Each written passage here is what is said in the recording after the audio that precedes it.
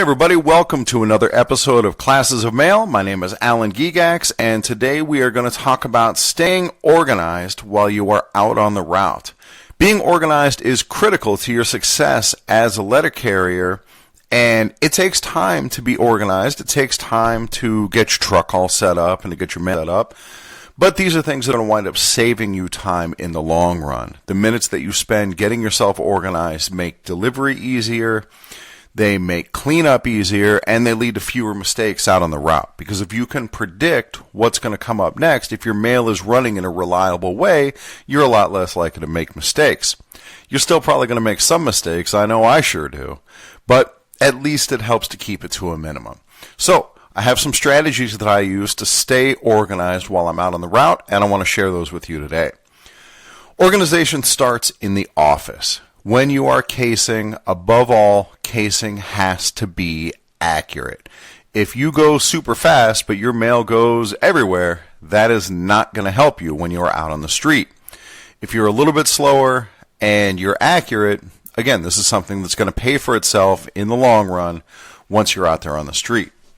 So when you're casing, you have to make sure that you pay attention to small details like suite numbers, apartment numbers, sub-addresses, or cells that have multiple addresses in them.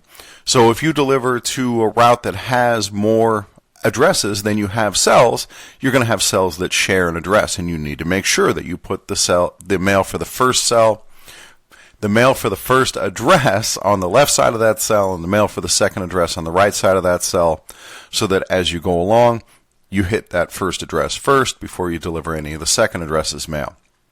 If you've been casing for a while, you're probably already familiar with this. Another thing that I'll do is what's called pyramiding my mail, where I put my larger pieces, like my flats, on the bottom and my letters on the top, or my flats to the right, my letters to the left, so that as I'm delivering the mail, I go from small to large, and I know that big piece is going to be the back, and that helps me to make sure that I'm getting all the mail for that address. It also makes it easier to pull the mail out of the case. If you're putting in to a large cell like a cluster box or an apartment bank, and you have small pieces hiding under the big pieces, then when you go to pull everything out, those little pieces get left behind. So it does take an extra second here or there to pyramid my mail, but to me it's worth it. When you are casing your spurs, or when you're traying your spurs, you want to set yourself up for success. You want to set them up in the way that you're going to deliver them. So for example, if you have some pills that are going to need a signature, and you're casing them into a cluster box, if you know whether those pills get delivered to a house before you get to the cluster box, you can case that up in front of the cluster box. If you know that those pills are going to go to a house that you're going to pass after you leave the cluster box, case those pills up behind the cluster box. Those little things that set you up for success save time out on the street, and that's the idea. When I have items that are scannable, like I have scannable flats, I make sure that I case those at the front of the cell because I don't want to miss them. So that's one that I will do in violation of my pyramiding rule. Or certainly if I have certified letters, I case those in the front because, again, I don't want to miss them. I don't want them to get lost in the shuffle. When I get to that address, I want that to be the first thing I see. Additionally, at your case, you may have vacation holds. Some places keep their holds in a centralized area. Some of them keep them at the case. But regardless of where they are, you should make your holds very easy to read and easy to add to. So I'll put my holds in a half tray or in a bucket, and then on the paper that says that there's a vacation hold, I write the address nice and big in a marker so that I can read it from a mile away. And I put very clearly the date that it's going to end. These little things that I do to make myself more organized and to make it easier on myself make me less likely to forget to bring that mail out the day that the hold finally ends. I make it easy to see and hard to miss. Then when it's time to pull down, of course, you're going to pull down according to the way you plan to deliver. So your rubber bands should be used according to the way that mail is actually going to get delivered. If it all gets clumped together in delivery, then you're going to rubber band it all together. And that means that it's okay to rubber band separate streets together if they get delivered together, or multiple CBUs. Maybe you have 3 cluster boxes that are all next to each other, and you deliver them all at the same time. So when you're pulling down, just pull down all 3 cluster boxes and rubber band them all. These little things set you up for success out on the street. Next, it's time to load your truck, and you're going to load your truck for how you deliver it. So if you work out of the front of the truck, if you do mounted delivery or a bunch of small stops, then of course you want to put as much stuff as possible at the front of the truck. I know I have this problem of if that mail is out of sight, it's out of mind. And so I really need as much as possible up front with me so that I don't forget about it. I am definitely the kind of carrier who will drive back to the station, go to unload my truck, and say, oh, dude, there's still a parcel back here. So I'll talk about my strategy for that in just a minute.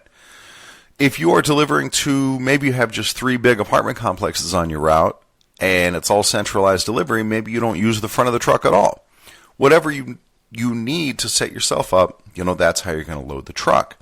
And then with your parcels going into the truck, you can use that load truck feature to put your parcels in exact delivery order.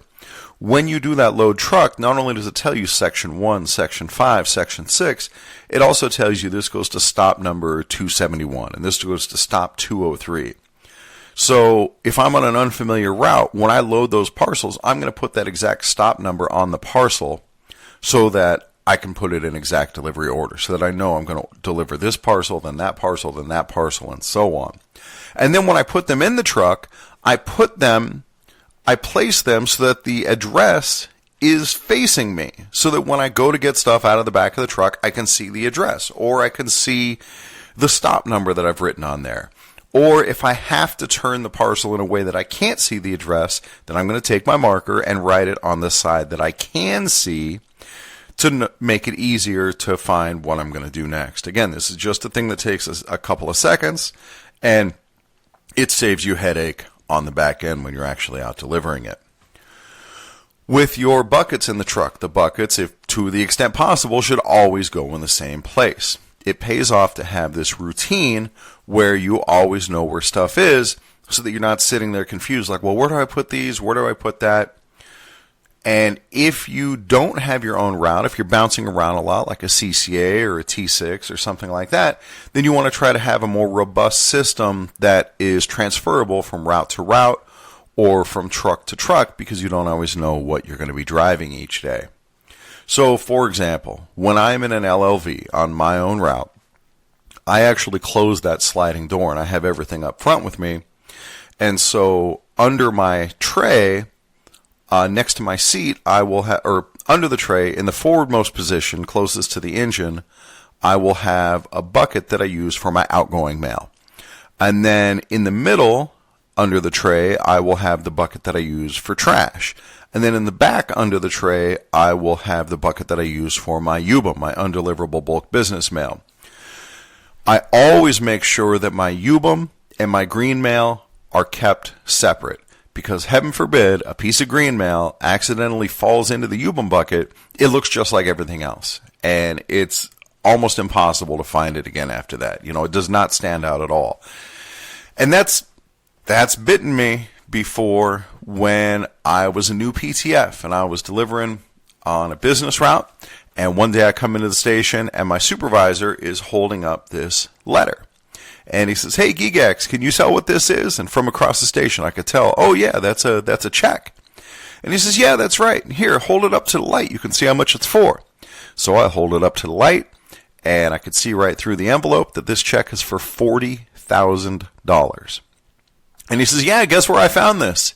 In your UBUM bucket." Because back when I was brand new, my UBUM bucket and my green mail bucket, my outgoing, were right next to each other. So I went to dump some letters into the green mail. One of the pieces fell over into the UBUM, and then the problem is it looks just like everything else when it's in there. So now I keep my trash in between, and if something falls into the trash, if a letter falls in there, it's really obvious. It doesn't look like anything else in there. So that's what I do to set that stuff up. All right. Once you're out on the street, organization is a continuous process. So I might have up front, I've got my trays of DPS, which I put, by the way, all the way forward in the metal tray. I don't like that it's all called trays. We've got the soft trays for DPS, the plastic trays for residual, and then there's the metal tray that you set everything in the front of the LOV. But, oh well. I'll try to refer to it as the metal tray. So anyway, I put my DPS all the way forward in the metal tray, and I like putting it up there because it has a maximum height. I know how tall my DPS is always, and it's not going to block my side view mirror. And then next to that, in the middle, I'll have my tray of residual, and then the third tray that I'll put up there is my tray of spurs. So, as I'm delivering and those trays start to empty out, then I'm going to the back to get maybe my next bucket of spurs, which are all in order, by the way. And I'm going to bring that bucket up to the front and start filling in the back of my spur tray so that everything possible is up front with me all the time. Everything has to stay in order, obviously. So I also will put on the floor next to me as many parcels as I can fit, because when they're next to me, I hopefully will remember them and will look like when I get out to do my parking loop, oh, what parcels do I have? Or a cluster box, what parcels do I have? If they're in the back of the truck, I tend to forget about them. So let me tell you how I handle that. If I have a large parcel in the back of the truck that I'm not going to be able to bring up with me, what I'm going to do is find a letter in my DPS that goes to that address. If you know the route fairly well, it should be a reasonably quick process to find that address in your DPS. And then I stand that letter, just stand it up on its side. It sticks out, it's obvious, I can see the address, and then I know as I'm delivering, I'm getting closer and closer to that address. And once I get to that letter that's standing up, I got to go in the back and get that parcel. It makes it a lot harder to forget that parcel. I have a similar problem when I'm doing park and loop, that I will have a parcel in my satchel. I could even have a heavy parcel in my satchel, and I will walk that entire loop, get back to the truck, and it's still sitting in my satchel. So what I have learned to do is to take a letter in my DPS that's going to that address, and I flip it completely backward so that the blank side of the letter is facing me. And as I'm dealing out my DPS, as I walk up to a house, I see that backward letter, and I say, oh, I got to reach into my bag and grab that parcel out. So that reminds me that I have that parcel there. I asked one of my fellow trainers at my station, hey man, what do you do to remember your parcels when you're out walking the route? Maybe he has a better strategy. And he goes, I just remember them. No, that does not work for me. I need a strategy. And it takes time to go through, find that letter, flip it backward. But honestly, compared to the time it takes to rerun a parcel because I forgot about it while I was out there, as far as I'm concerned, that is not a time-wasting practice. Because, having to do it all over again, that's the time-wasting practice. So whatever it takes to remember that stuff, to not screw it up, that's what you're going to do. You're going to set yourself up for success. Also, when you're out delivering, you should make every effort to label your mailboxes clearly. So when I had an apartment complex, I presume it's this way all over the country. We use the same tags and sleeves that are at the end of your DPS tray. Those clear plastic sleeves with the sticker on the back, and then the tray tags that you flip over and you can write on them. So that's what I use to label all my apartments, and I used color-coded markers to make everything easy to recognize. So I would write the apartment number in black, and it was always in the same corner. There's the apartment number down in the lower right. And then in the big space up top, I would write the names for that apartment, the good names, in blue, or if I didn't know the names, I would write all names, whatever. And then below the line to the left side, I would use red and write my forwards, IF or FF for individual forward, family forward, and then write the name and write the expiration. And then as the forward expires, I will take that tag out and redo it with the forward no longer there and just with the names that are good. Of course, this takes time, but that's part of maintaining your route. That's something that you have to do to keep your route up to date. These are the things that you should be doing when management claims you have undertime. I don't have undertime. I got to relabel my boxes. I don't have undertime. I have to check my pink cards, my 3982s. There's a lot of stuff maintenance-wise that could be done when you allegedly have undertime. Even as simple as cleaning the truck. I've taken my truck a couple times now to Pay and Spray car wash, and I just empty everything out of the truck, open up all the doors, and take that sprayer, and I just go to town on the inside of my truck to get it all cleaned out. At least where I work, we don't have any kind of service that cleans the inside of the truck for us, so some of our trucks are disgusting, and my truck is not like that. So, anyway, the moral of the story here, sorry, I got a little sidetracked there, is every minute that you spend getting organized and staying organized pays for itself as the day goes on. Being organized is not a time-wasting practice. So when you're out delivering, you're going to do your cleanup after every delivery while it's still fresh in your mind. So you walk back to the truck from that cluster box, and you're going to put away all your attempted not knowns, your forwards, your DPS errors, whatever you have, you do it right then. Because the last thing you want is to have to figure it out twice. So you already know what it is right now, just put it in its home, and then you don't have to think about it ever again. And every piece of carrier-endorsed mail should have a home. All my attempted not knowns go here. All my forwards go here. All my no such numbers go there. And whatever truck I'm in, that's where I put them every time. Unless I'm in a van, then I got to figure something else out.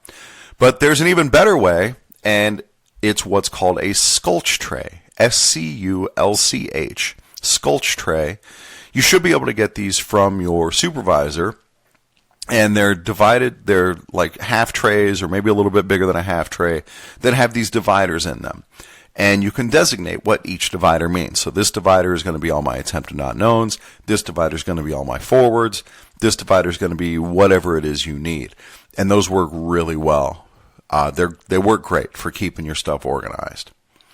So maybe sometimes you have this piece of mail that's undeliverable, but you can't immediately put it in its home. Like when I'm doing park and loop, I get to my fifth house and I have a piece of mail that's attempted not known, so I put it in my satchel. By the time I get back to the satchel, am I going to remember that it was attempted not known? Well, if the answer is no, or if the answer is maybe, I'm just going to take out my pen and write A&K on that letter, so that again, when I get back to the truck, it's not mystery mail.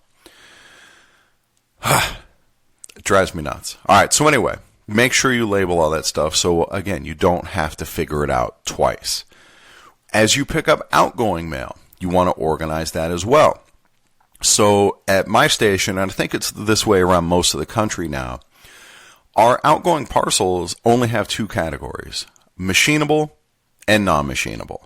That's it. And the machine that it refers to is our parcel sorting machines. And essentially the division is if it will fully fit inside of a bucket, a tub, then it's machinable. If it's larger in any dimension, then it's non-machinable. So dividing parcels suddenly becomes very easy. And then the flats and letters all just go into the same, they go into the same place. They don't get separated anymore either. And so suddenly sorting outgoing mail is very easy. If you still have the old separations, it might be a little bit harder for you, but it's still achievable. You bring buckets, you bring bags, whatever it is you need in order to get that stuff organized. And you organize it as it comes into your truck. You're already handling it right then. There's no reason to stand there on the dock and have to handle it all a second time. In fact, where I work, I don't know if it's this way everywhere around the country, but I bring bags to my large pickups. And if I pick up a whole bunch of spurs or even any kind of machinable size parcel, after I scan it as prepaid acceptance, I drop it into a big bag. We have these big, sturdy plastic bags that you can use for your parcels. And then when I get back to the station, that whole bag just goes into the OTR. The folks down at the plant told me, yeah, absolutely, just throw the whole bag in, and then when it gets onto their conveyor, they'll just empty it, and it's no problem. Man, that makes it really easy to unload my truck at the end of the day. You might want to check and make sure that that's okay before you start doing that at your station. But I'll tell you what, around here, saves us a ton of time. And, as I scan that package, I just dump it right into that bag. And it's just that easy, right? I'm already having to handle it. Just put it where it goes right from the start. Then finally, we get back to the station, and you're going to want to unload the truck into your hamper or into a U-cart or whatever you use in a way that makes sense for the way you're going to deal with it when you get back into the station. make everything easy to put away in the order that you encounter it. And pro tip, everything comes out of the truck. In the academy, we teach that, quote, all mail and equipment, end quote, comes out of the truck. It's important to remember, guys, these are not your trucks. They do not belong to you. They do not belong to your route. They belong to the post office. And if you've been delivering for any amount of time, you know that it'll happen that one day you'll go out to check your truck in the morning and it's just not there. The maintenance people came and took your truck in the middle of the night, or who knows what happened to it. But suddenly you don't have a truck, and if you left a bunch of your supplies on the truck, that's it. They're gone. And who knows when or if they're going to come back. Maybe your truck is finally going off to the shredder, to that big old steel industrial shredder where all these LOVs belong, and your sculch tray is going to disappear right along with it. So everything comes out of the truck. All right, so anyway, once I unload the truck into my hamper, I make sure that all of my outgoing mail, my green mail, is on the top of the hamper. And, on my way back in, the first thing I hit is the dock, and that's where I handle my outgoing mail, so that's on top of the hamper. Then once I go into the station, the first thing I see is the 3M case for my DPS errors. So I have that stuff all rubber banded, ready to go into the 3M case. Then the next thing is the forwards. Then the next thing is the carrier endorsed rack for all my attempted not knowns and things like that. And again, all of those things are rubber banded. So all day long, I've been putting all my attempted not knowns in the same place. Now when it's time to clean up, I put all those attempted not knowns in a rubber band, bring them in, and then when I'm standing in front of that carrier endorsed rack, I just take off the rubber band, drop them all in the tray that says A&K. I cannot tell you how much it drives me nuts to see a carrier, an experienced carrier, standing in front of that carrier endorsed rack with a handful of mail and putting one piece at a time into that rack. And as he's doing it, he's looking at that mail, trying to remember why he didn't deliver it. Oh, I think this one's attempted not known. Oh, I think this one must have been, that's insufficient address. Oh, this one, is that UBM? And he's just standing like, that is a time-wasting practice. Oh my God, what a phenomenal waste of time. And that time is saved by just being organized out on the street. You already don't have to worry about it ever again. All right. So then once I drop all those, then it's time to go back to my case and the remaining things that I have to clean up, my vacation holds, my UBM, whatever it is that goes back to my case is what's remaining. And I push the hamper or the U-cart back to my case. Also an important note, if you're doing auxiliary assistance, you want to make sure you know what cleanup came off of that auxiliary assistance. I mean, if it's an attempted not known, who cares? It just goes into attempted not known. But maybe you got vacation holds or special notice cards that you have to give back or something like that, so you need to make sure you keep track of that as well. And then you're back at your case, everything goes nice and smooth, and there is no standard for how long it's supposed to take you in the evening for your PM office time. Management likes to say, oh, you got to clear and go within 5 minutes or 10 minutes or whatever baloney that they say. That's not true. It takes you however long it takes you. But management is watching for time-wasting practices. And so if you're standing in front of that carrier endorsed rack doing one piece at a time for 10 minutes, there's a decent chance you're going to get disciplined for that. So all of that stuff is solved by just staying organized when you're out on the route. All right, so that's it.